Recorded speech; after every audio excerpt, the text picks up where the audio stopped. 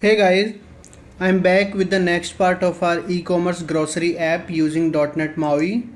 So in this part we'll continue from where we left in our previous part. So in previous part we worked on this section, this floating action, this cart count control basically. So you can see we can do this, we can add the items to the cart and it will show the number of products in the cart, and then it has this animation. So if you want to see how we build this, please do check out the previous part of this video series, or I would recommend you to check out all the previous parts so that we can be in sync. You can see how we reach here. So we are working on this .NET MAUI XAML with multiple layouts, multiple flex layout, binding layouts, collection views, and then we have integrated our API. We are using MVVM. So we are using so many things, and you'll get to learn so much in this series. So I'm going to drop links of all those videos in the description box. So please do check those out. Okay, and in this video, what we are going to do, we are going to work on the cart page. When we click on this action, this nice section, this cart, then it should navigate to a new page where we'll list down all the products which we have added to the cart with their quantities and with their amounts, and then total amount, and then a place order button basically. So that is what we are going to work in this video. Okay, so let's continue. First thing, we need to create a new page for that. So in the pages, we'll create a new page, new item, .NET MAUI, .NET MAUI content page, XAML. So let's call it cart page. Add. Fine. And in this cart page, we'll inject our cart view model. We created this cart view model in our previous video. Fine, so we have this cart view model. Now we need to register this cart page because we are injecting cart view model into this. So we need to register this cart page to our dependency container. So here we'll inject it, we'll register it at transient and cart page. Now we need to navigate to this cart page. We are using shell navigation, so we need to register a route for this, and that we need to do in app shell. So in app shell's constructor, we'll do routing dot register route and name of cart page, name of cart page, and then type of cart page, type of cart page.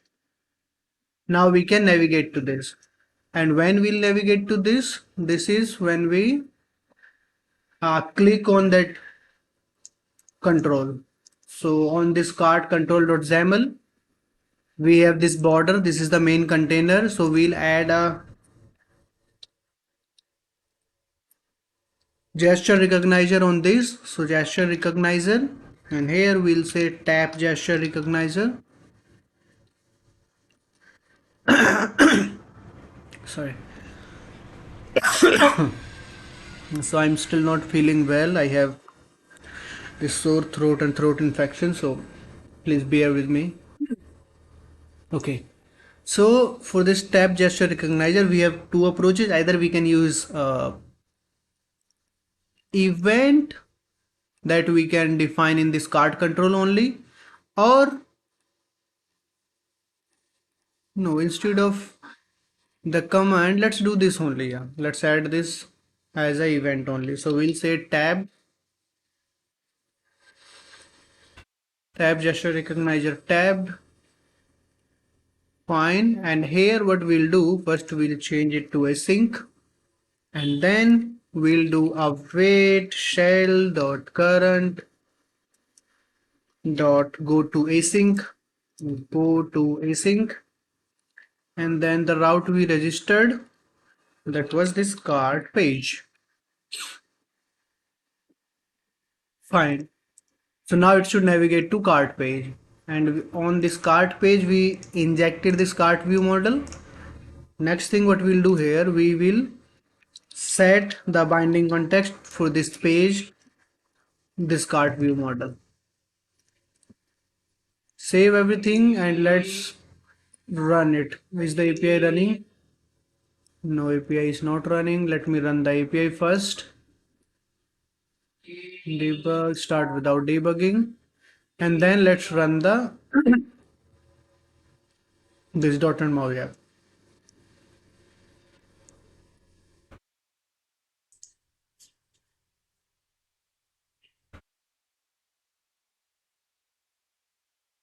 Okay, app is here. Let's add some items to the cart.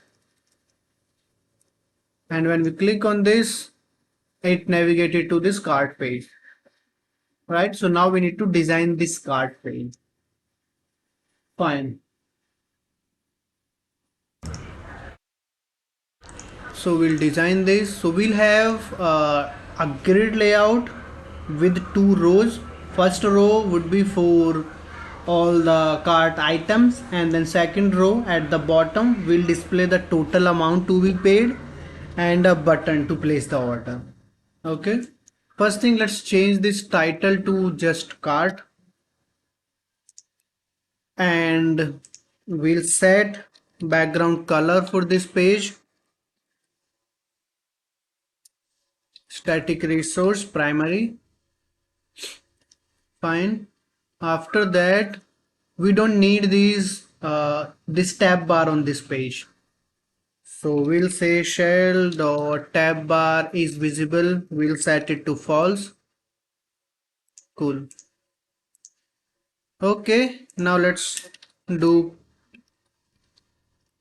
let's have padding 0. We don't need any padding on this. Fine. Now let's remove this vertical stack layout. We don't need this. What we need here is a grid with two rows. So row definitions. First, whatever space it can take.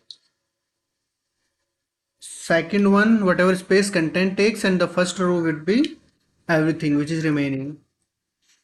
And in this, let's have padding and margin 0 for this as well, so that we can have a nice design. First row, we'll have a scroll view because there could be so many items. We need to scroll around those items. So here we'll say grid dot row 0. Then comes second row, and second is for that place order button and total amount. So for that we'll use a border. So border grid dot row 1. Let's say a label here with the text total. Okay, we can see this. Now in this scroll view, this first section, we'll have a collection view. Collection view with the item source as binding. Cart items, we cannot see that. That's because we have not set the data type for this. And when we are setting data type, first we need to add the namespace XMLNS. Let's say VM for view models, and let's add one more namespace for our models. Fine. So the data type for this is going to be cart view model, this one. And now if we'll go here, we will be able to see cart items. Fine. And in this collection view dot item template,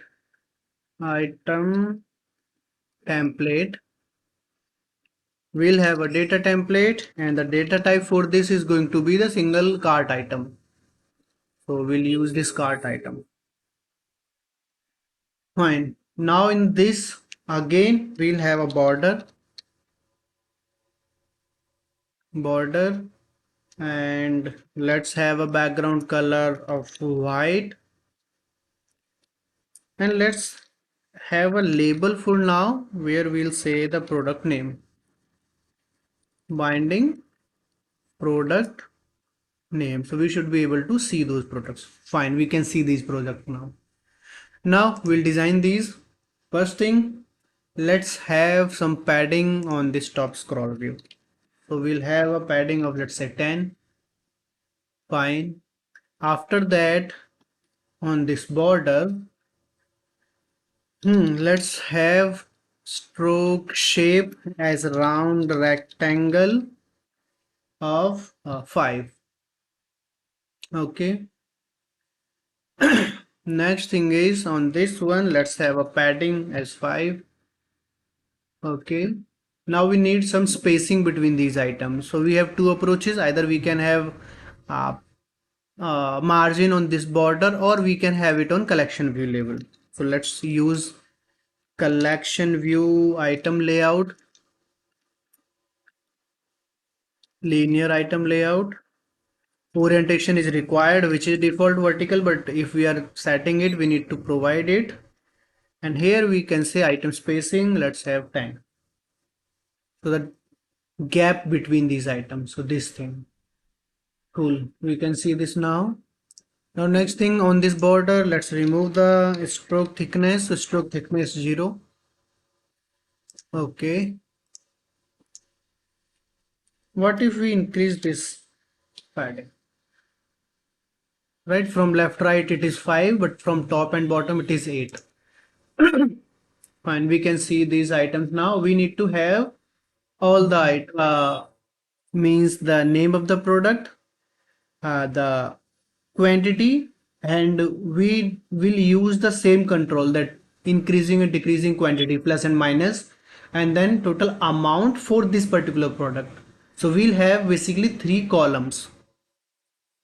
So for that, instead of this product name, let's cut this for now. We'll use a grid with columns definition, and we'll use star, and let's have 125 and something like 100.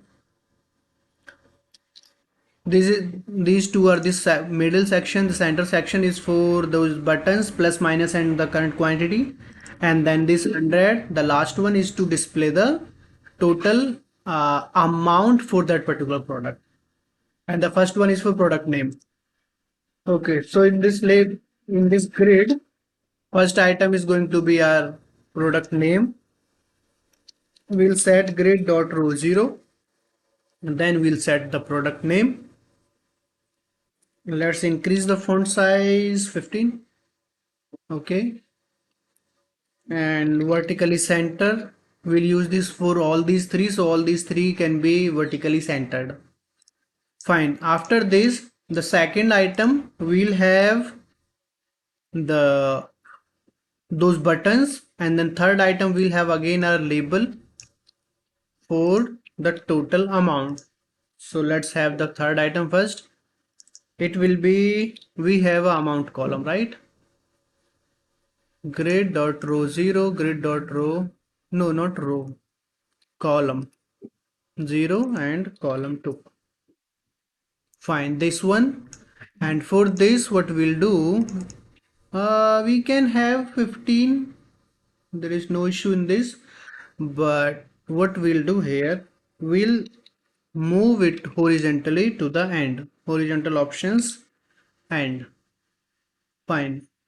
And on this one, we'll use string format, so we can show the currency here. Fine, we have this thing now. Let's add some more padding from left and right. Instead of 5, let's have 8 from all the sides. Okay, or maybe 8 and 10 from top and bottom. Okay.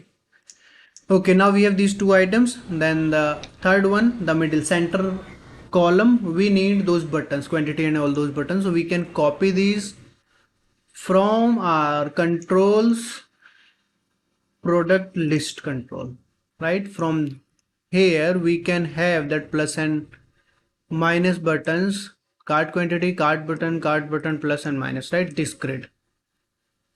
Let's copy this grid, come on our cart page, and in the center, so it should be in center. So what we'll do here, we'll set grid dot column 1.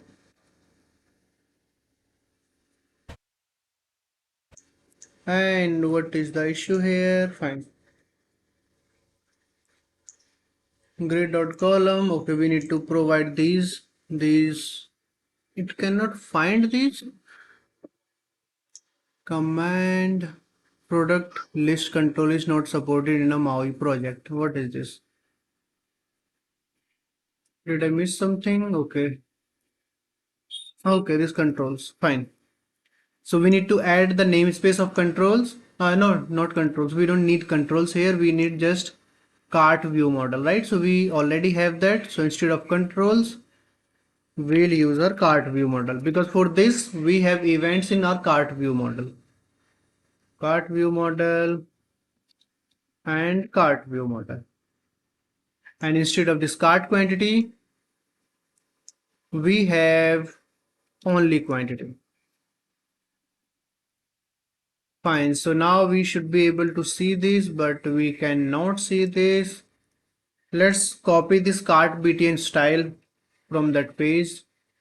Product list page, content view resources, we have cart btn, this is style. Let's copy this and we'll add it here. Content page dot resources, resource dictionary, and we'll add it. Cool, so everything should work fine. Let's restart. Okay, let's try. We added 4 items, 3 and different quantities for these. Go to that page. What happened?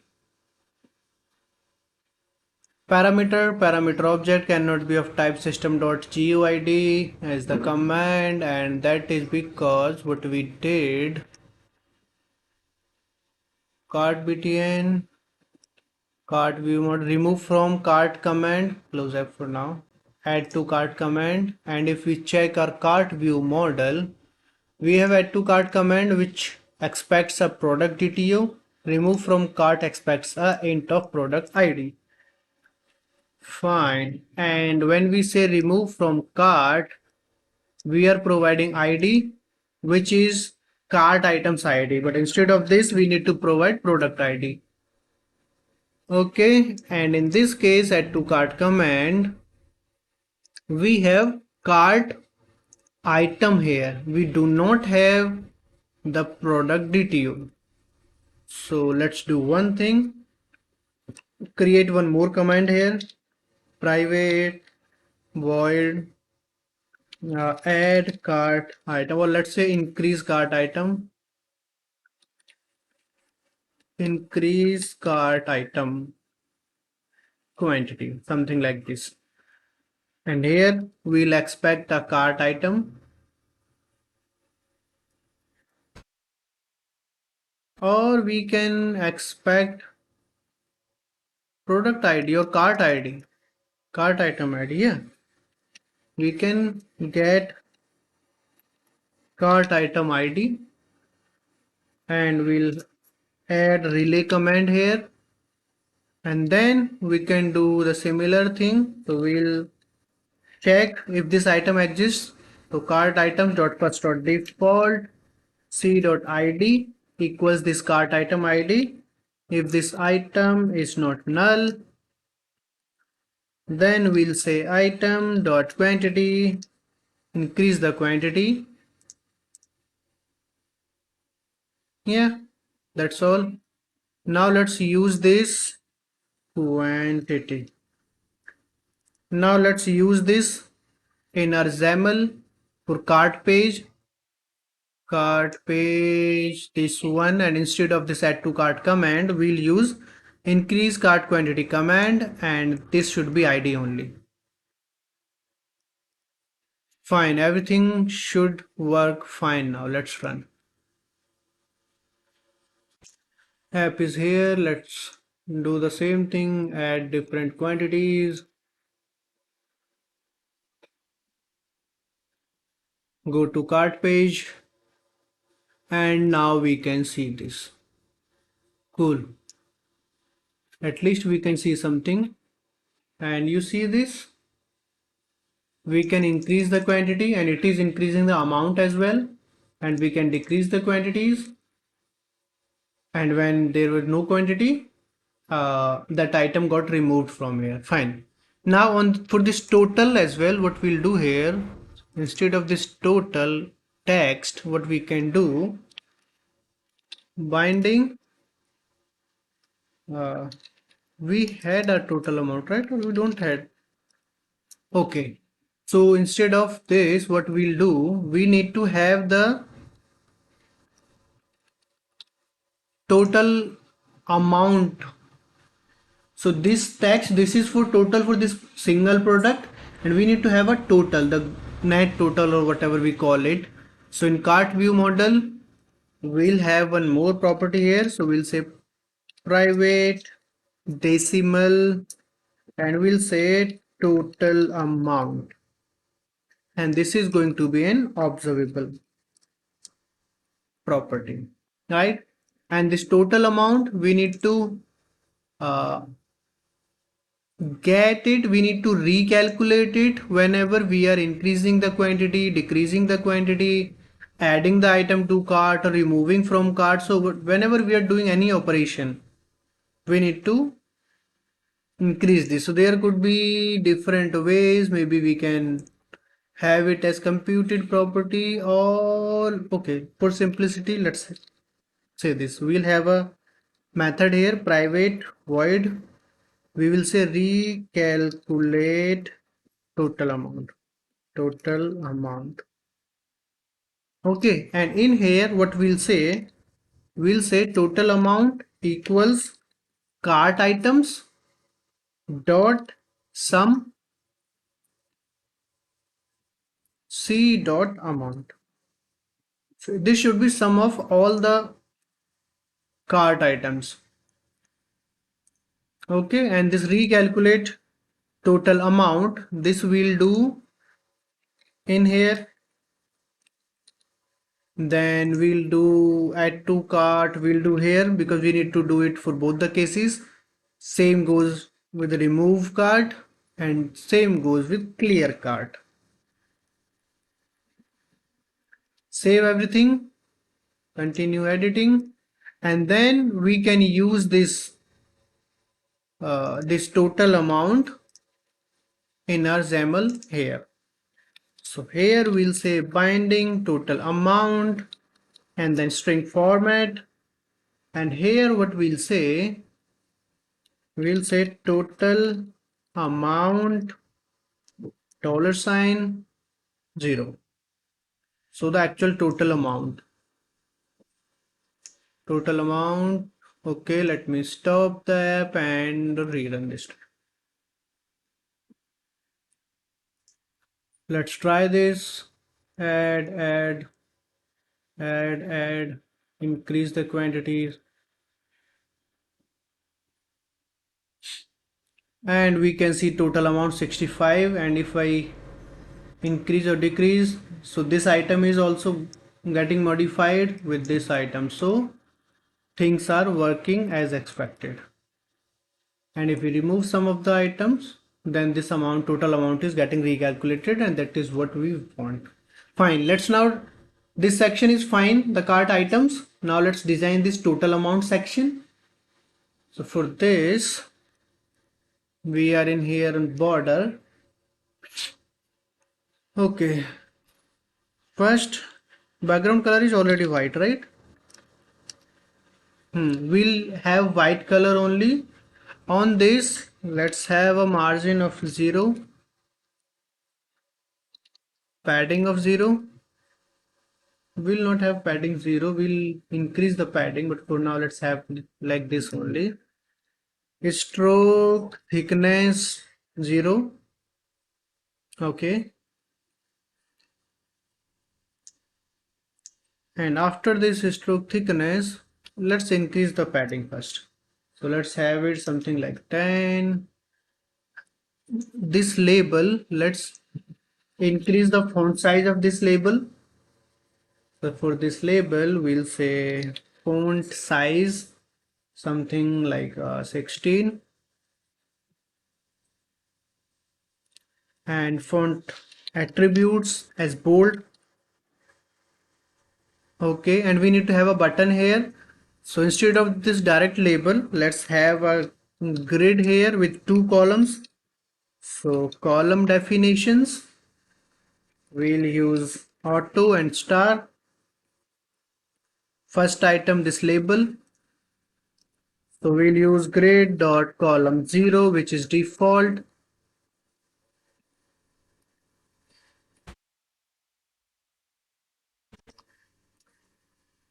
And then the second item, we'll have a button here with grid dot column 1 and vertical options at center and horizontal options as and. And the text for this is going to be, let's say, checkout. Proceed to checkout.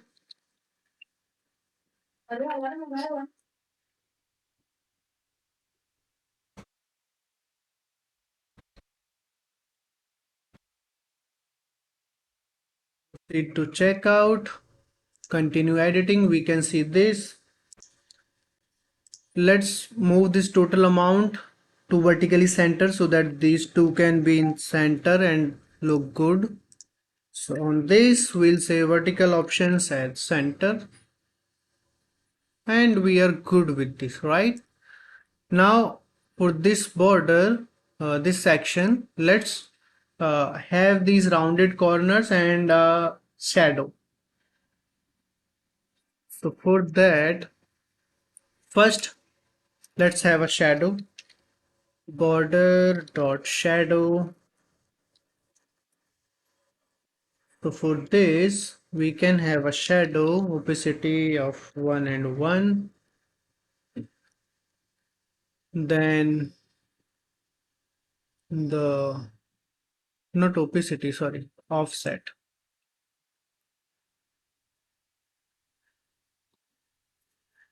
Then we can have a brush, the color of the shadow. Let's have it black.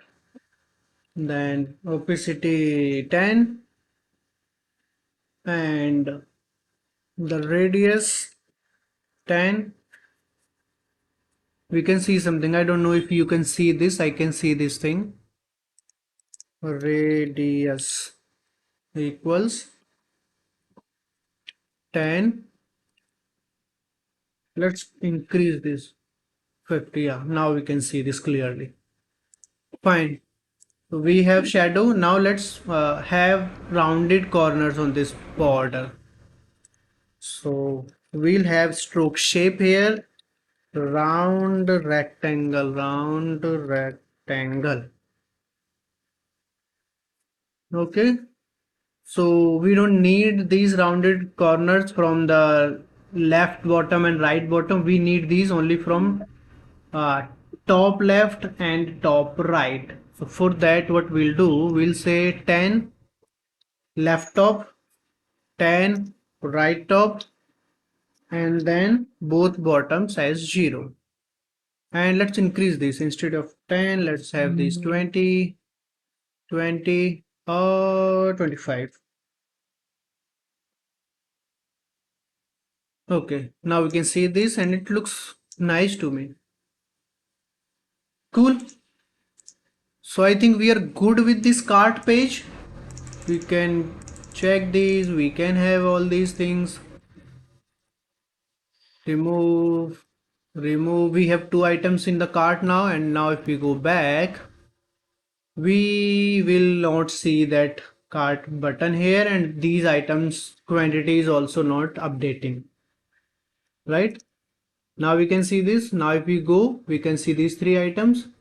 But what if this 5 I made it 10, or let's say I made all of these 11. Now if I go back, so the items quantity, these are not updating, but ideally these should have been updated, right? So we'll work on these things. What are these things? If we modify something from here, it should update here, and if we modify something from this cart page, it should update the products on this popular product section as well. And when we are coming back, if we have some items in the cart, then that indicator, that floating cart count, that should have been here. So all these things will work in the next part. Okay, so that's all for this video. And so I want you guys to think a way how can we do this. So when we are modifying this and when we are coming back, how can we update the values? If we update from here, then these values should be updated at this page as well. So if you have some suggestions, or if you uh, have some logic or some thought, let me know in the comments. So we'll check. I have something in my mind, we'll try to implement that. But maybe if you guys can suggest some better way, I don't know, everyone thinks differently. I cannot always be right, and you cannot always be right, so we'll find a way. Okay, so please like this video, share this video, subscribe my channel. I'll be back soon with the next part. Bye bye.